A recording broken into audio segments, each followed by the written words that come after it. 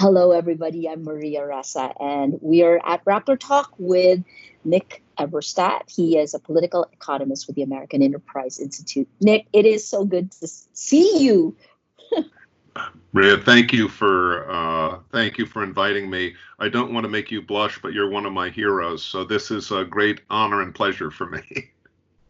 I love your work and I follow your insight. So this is part of the reason I think Filipinos should be hearing from you on this. We talked a lot before about what a post-COVID-19 world looks like. What does that look like to you?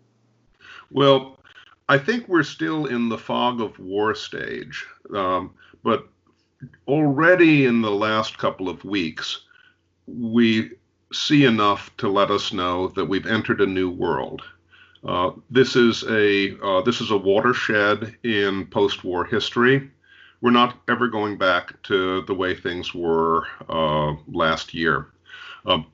This is going to be an extraordinarily difficult period until humanity comes up with a serum for this virus. We're going to have a prolonged crisis, I'm afraid. Not just a health crisis, but an economic crisis. In the United States, I have noted that all of the Wall Street financial analyst world and most of the economists, week by week, have underestimated the carnage that is being wrought. And that's because they have a pre-war mentality, if you will. It no longer describes what we're in. We're going to see in the rich countries a very steep economic decline, and it may be a prolonged one.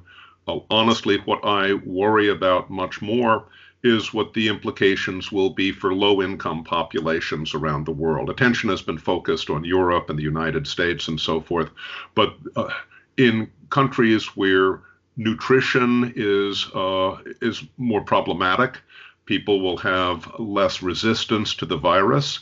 Their governments may be less capable of addressing human security needs, and their economies are going to be hammered because there's going to be a tremendous drop in demand for exporting primary commodities, exporting minerals. There will be less of a demand for the work that leads to remittances. So the shock in many low-income countries, I think, could be absolutely horrendous. And the human tally may be awful. So much as I hope that the United States will manage the U.S. crisis competently, my true concern is for humanity in more vulnerable areas. And I don't think anything like a rescue plan there has begun to be considered internationally. Through all of this, what role has China played and where do you see it going? Well, we usually say China, but to me, China is a shorthand for something that we should describe more accurately. The more accurate description is the Chinese Communist Party, which is the nerve center for the apparatus that we describe as China. And the Chinese Communist Party has a completely malign influence in this crisis because the Chinese Communist Party has the ethos and the ideology of a totalitarian dictatorship. And it is certainly true that China's party and China's society and economy have evolved in ways that people my age who remember Mao Zedong could never have imagined, but the DNA in the system has remained totalitarian, and it has modernized into something we might call more like a market totalitarian system, where it's using big data and market information and AI and all the rest to perfect a surveillance state that Mao could only have dreamed of. So because the because the Chinese Communist Party's interests are not the health of the people, but rather the health of the regime, uh, its its response to the crisis was Orwellian. It tried to, first of all, the government tried to silence the truth tellers in China who were trying to blow the whistle and sound the alarm on the outbreak. They misrepresented what was going on. They stalled the world. They stiff-armed international researchers and health experts. Here's a very ugly part. The Chinese Communist Party has been invited into the organs of global governance. And now we have a virus called the CCP, which has infected the international governing institutions that we rely on. The highest leadership of the World Health Organization, the head of the World Health Organization, was China's candidate to run the organization, and he's not Chinese, he's Ethiopian, but he acts very much as if, in this crisis, he's acted very much as if he's a collaborator for the interests of the CCP rather than for world health. And he likewise was praising China's non-existent transparency and delayed reacting to the crisis. There's an interesting group of researchers in Southampton in the UK who have done some modeling on this crisis. At the moment, they suggest that if China and the WHO had acted 3 weeks earlier than they did, and they did have the information at that point, if they'd acted 3 weeks earlier, the crisis in China would have been 95% reduced from what we've seen.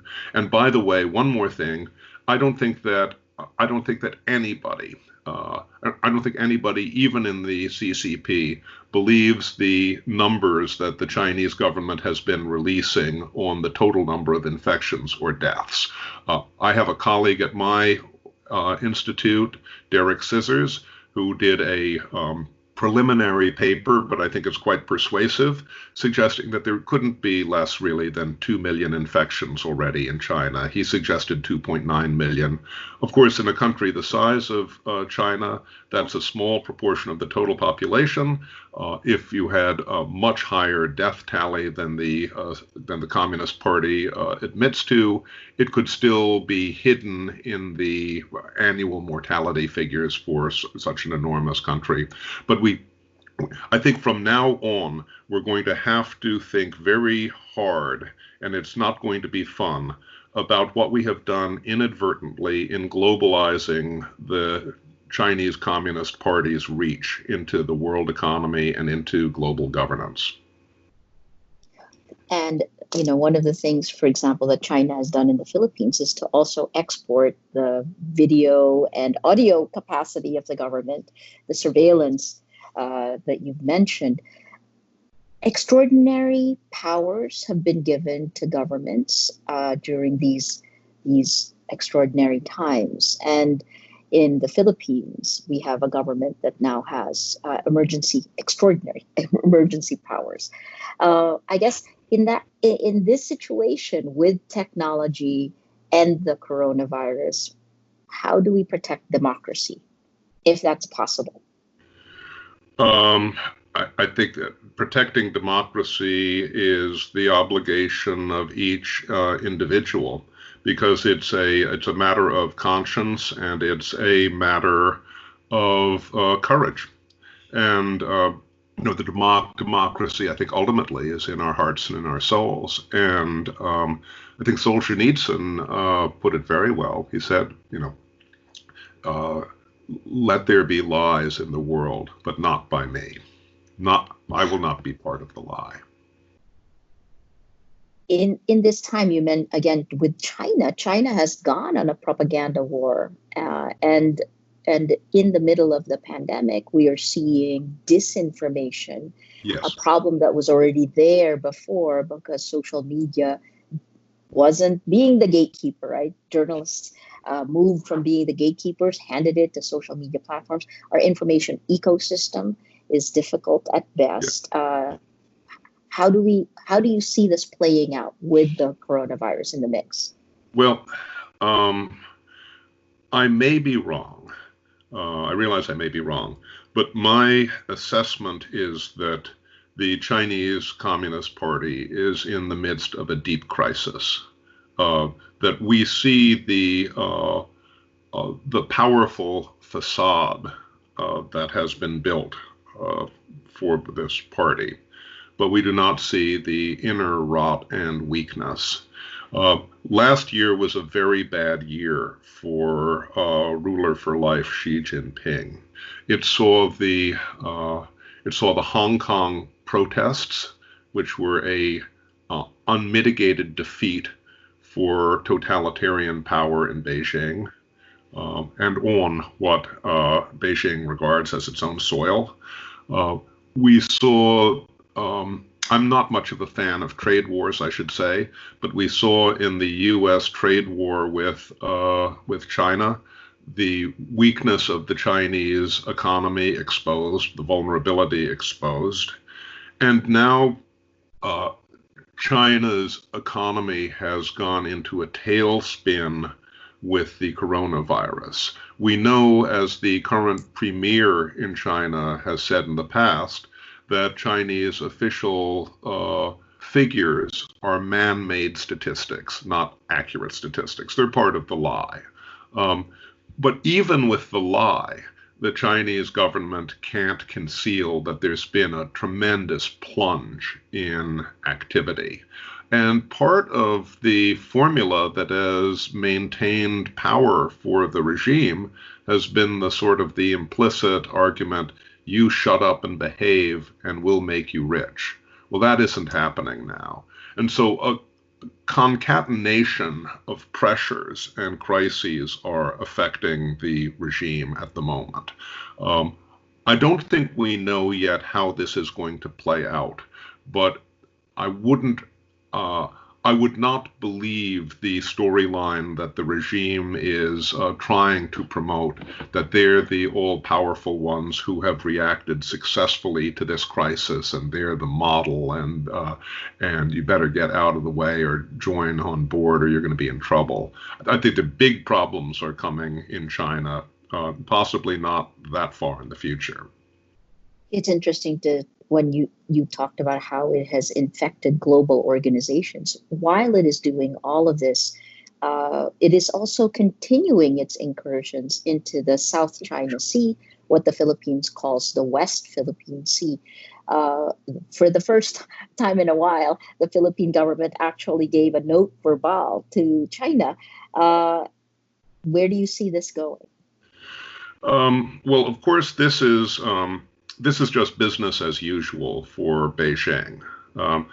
This is part of the greater strategic ambition of the regime to be the most important power in the most important region of the world, and and there's a lot of memory plastic before the communist era in Chinese diplomacy about the whole resumption of more or less tributary relationships with the little powers, with the little people around the great empire. So this is, what would I say? Nothing personal. This is just what they do. Right. The personal part has to do, I think, with the Republic of China, with Taiwan, because the existence of a successful, flourishing, thriving constitutional democracy and open society with a population from China's great civilization is it's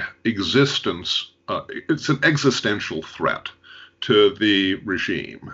And for all of us outside of Chinese civilization, I think what's going on in Taiwan shows us what could be happening with a open, free, constitutionally protected population from Chinese civilization.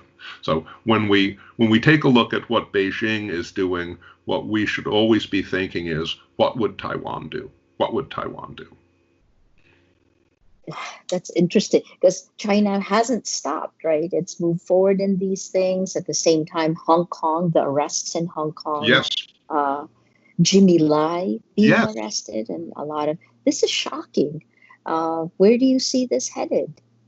Well, the there is no win-win solution with the Chinese Communist Party. Freedom is a threat to the survival of the Chinese Communist Party. And so I don't think there's really any way of splitting the difference. And we have to recognize that. So the question is, can people outside of Beijing play the long game the way that the Chinese Communist Party envisions a long game? I mean, remember that was what Deng Xiaoping said back 40 years ago. Hide your strength and bide your time. Can we also have a strategy for freedom? I think we can. My last question I have to ask you about Southeast Asia, Yeah. and you talked about how the poor all over the world will suffer this the most. In our part of the world, in fact, if you look at the last two countries that are kind of increasing numbers of COVID-19, Indonesia Yeah. and the Philippines, Yeah. where do you see it going with us? Well, of course, as you say, Indonesia and the Philippines, also Laos and Cambodia and Myanmar are, I would say, even more exposed and even more vulnerable because no matter what is going on in politics in the Philippines today, or in politics in Indonesia, your government apparatus is much more developed and sophisticated and capable than in much lower income areas. Let's just put it this way. An open society, I think, is necessary to combat the coronavirus. Because if information is suppressed, we know what's going to happen. The best responses will come from societies that have the most open and free communications, and restrictions on press freedom and personal communications are going to be part of the threat. And we just have to recognize that. You don't even have to be a champion of freedom to recognize that. You just have to recognize this clinically. Your advice as we move forward, if you're living in my part of the world, what advice would you give us?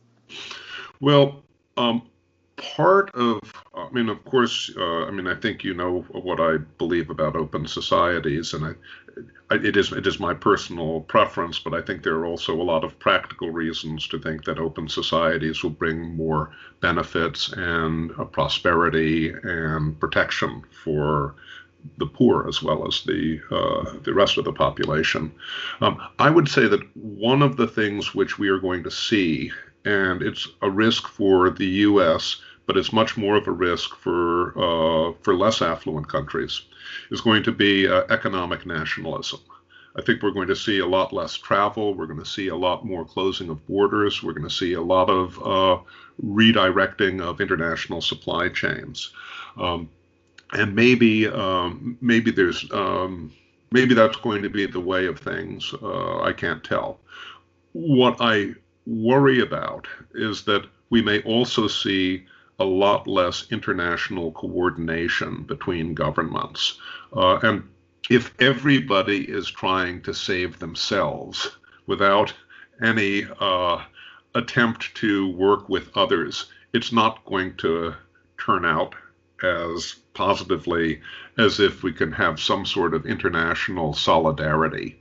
Um, part of my grave concern about the Chinese Communist Party is having an agent like that in international governance makes it much more difficult to have international solidarity. But there we are. I mean, the genie is out of the bottle for the time being. But leaving the Chinese Communist Party aside, I would say that populations and governments should try as best they can to check their nationalist impulses when recognizing that there are, what do we say, there are one and one makes three with international cooperation. So the sum is more than the totality of the parts. Uh, and it's easy to say that, but it's very, very, very hard to do. But we shouldn't forget about it. What's interesting is I think it's Germany and Canada actually said that the way you control this virus is by making sure that the weakest link is strong enough to fight it, right? And anyway, thank you so much, Nick. It is so good to hear your Oh, I'm thoughts so glad to always. talk with you, Maria. God bless you. Stay safe. Thank you. And guys, stay tuned for Rapper Talk again. Bye bye.